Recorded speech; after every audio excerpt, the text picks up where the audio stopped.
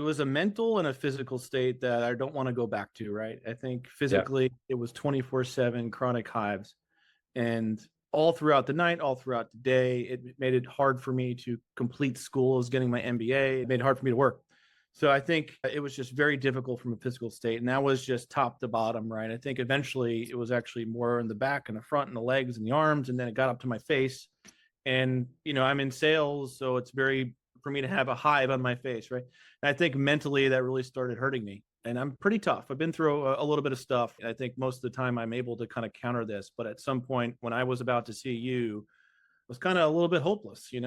I saw all these different doctors and medications, not much was working.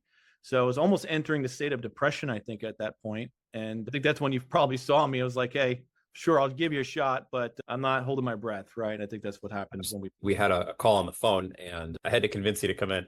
I'm glad you did. I probably have seen 6 to 12 cases of CIU.